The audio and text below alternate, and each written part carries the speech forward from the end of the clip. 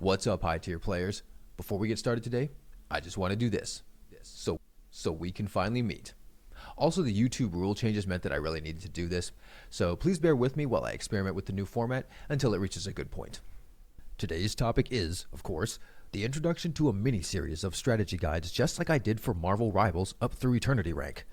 This series will cover the 4 frames I used to get up to Legendary, and, as of when you see this video, I probably have gone further towards, or may have even already achieved, Indestructible. The first one up is Welkin. I'll go over how to properly play to win every map mode, as well as at the end of the video, I'll be going over the 2 most vital fighting techniques high-level Welkins all have mastered that allow us to be that extra in extraordinary that the vast majority just never will be. Now, I know a lot of people hate on this mech, but the fact remains that the devs have already planned a nerf for him in the next patch. It's going to be his Ox 3 or the energy shield, and it's likely to be cut down pretty significantly. I think it's going to be taken down from 12 seconds where it is right now to about 8 seconds. It's a heavy nerf right there. What that means is that the window for him to be tanky enough for him to do what he needs to do is going to be a lot smaller, and failing to time actions in this ability duration window will be a lot more punishing, or at the very least punishable. After that nerf, it's honestly probably enough. I've seen the complaints about him and the issues that it all comes from hard stuck dumbasses in the low ranks. These people can't counter anything, can't do anything, don't play objectives, and then they whine about mechs they perceive as OP. Not every map is meant for every mech, and not every mode is ideal for a mech's playstyle. The sooner people realize it, the sooner people can stop sucking and start winning. No high tier player has any trouble dealing with Welkins. You can kite him, you can outmaneuver him, you can simply just jump if he's using a whole lot of spin maneuvers to try to take out a bunch of you. There's a lot of ways that high level players are able to avoid Welkins, and I'm telling you this as both someone who plays him and who plays against him as my other 3 frames. All of this advice and guidance will be given from a completely solo player's perspective in mind. I, unlike a massive percentage of the leaderboards, got here entirely solo and have never grouped for anything ever in this game. If you are like me and are tackling this challenge alone, this video is what you need to know how to get to the top. So, to start, let's make sure we even understand the ranking system of this game. Unlike in most games up until now, this ranked system is 11 leagues instead of 7. Most games have always used the Activision Blizzard proprietary system of Bronze, Silver, Gold, Platinum, Diamond, Masters, and Grandmasters for their ranks, and the player percentile distribution is about the same. They follow the typical bell curve distribution model, and this causes the vast majority of all the player base to be lumped into the silver, gold, and platinum levels, which, if you combine them all, typically are between 70 to 85% of the player base. In Mecha BREAK, with 11 leagues, this bell curve majority bulge is in Diamond to Grandmasters, since those are using the same name that we're used to, but they represent nothing close to the proper percentiles we're used to of each of those rank names representing. So again, in this game, Silver in any other game, Overwatch, League of Legends, Dota 2, the Call of Duty series, etc., is Diamond in this one.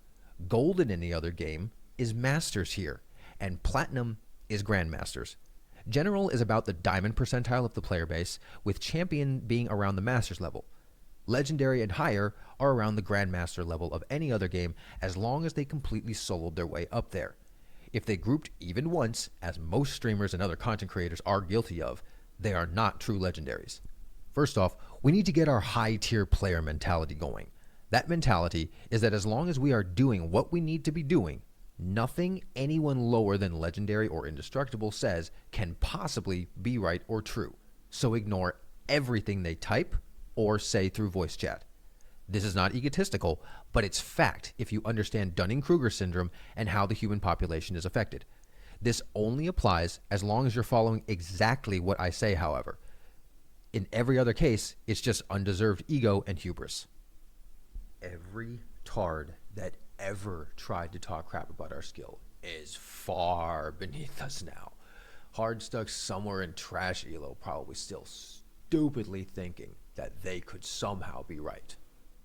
Next up, let's talk about the different map modes you'll encounter in The Verge, and how you'll tune Welkin's playstyle to fit each one's demands. Alright, you remember how earlier I made a point of not all mechs are ideal on all maps or modes?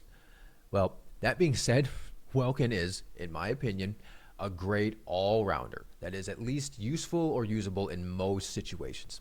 He is, however, definitely weaker in the data uploading mode and the most powerful in the core extractor dismantler mode. On data uploading, focus on every point as it's about to spawn and prioritize creating space through aggressive combat around the point. Although flyers and stealth mechs have a much easier time grabbing the point amid chaos and delivering it to the upload center, you'll probably need to get used to strategizing how to time getting it yourself so you aren't relying on randoms to figure out the proper timings of combat and acquisition. I'm not saying it will never happen, but you should not be relying on that. Seriously, if you want to win more, don't rely on that kind of stuff.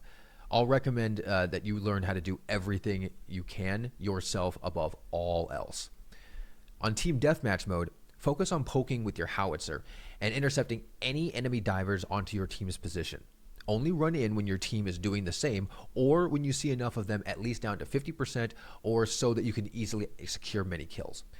Now, I realize this is a big stretch for gamers, but if you've ever played football at a decent level, play like a defensive linebacker.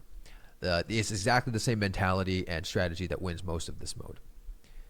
On 3 data node maps, focus on getting a rotation between either A and one of the other two, or getting both C and B and just plain old forgetting about A.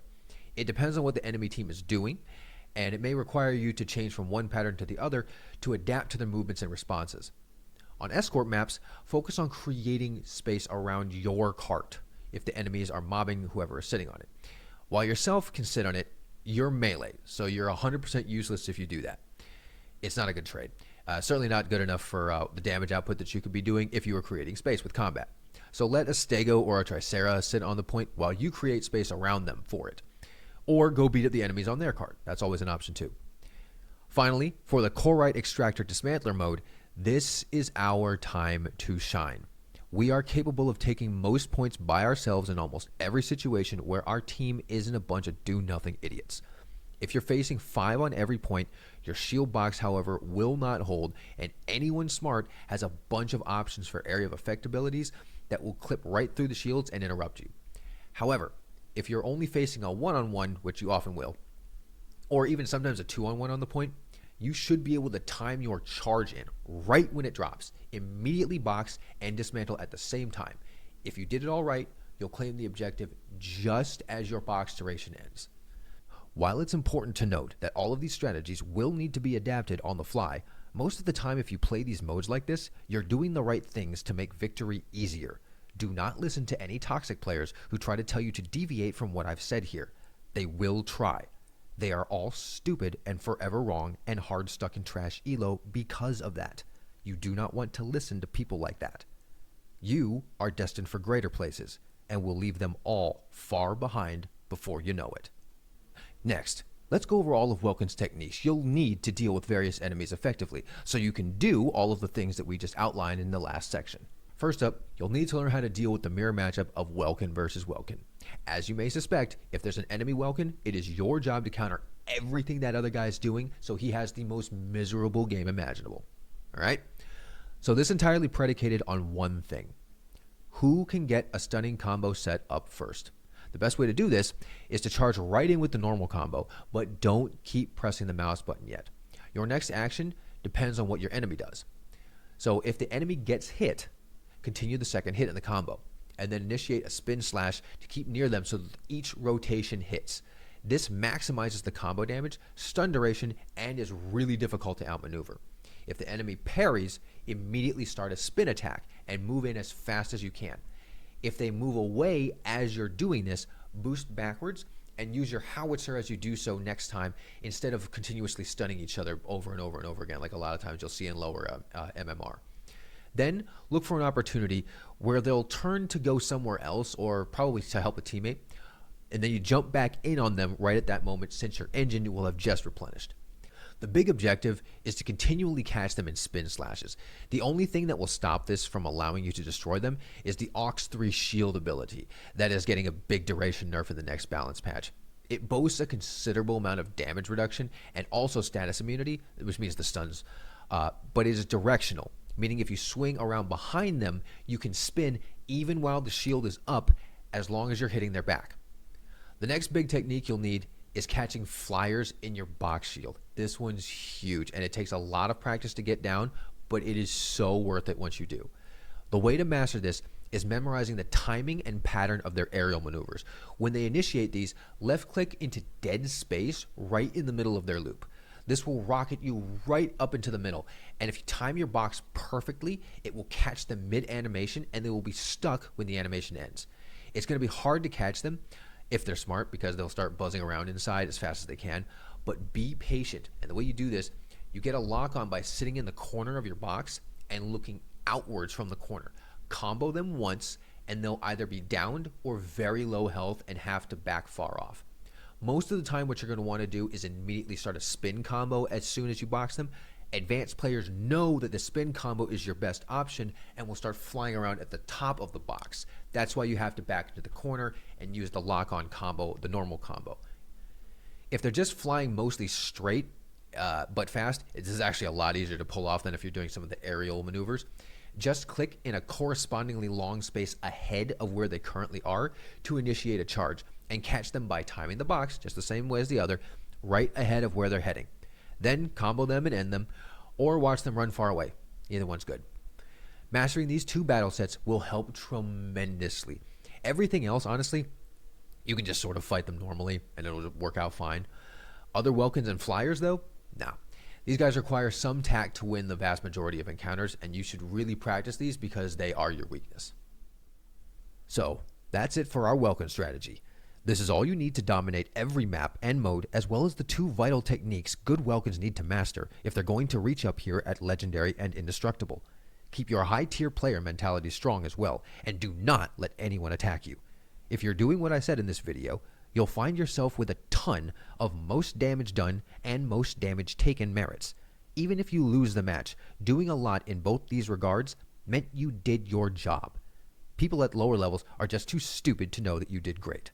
Next time, I'll tell you the stego strategies I used to get to Legendary and beyond. Until then, stay on that high tier, players. The view from up here is always worth it.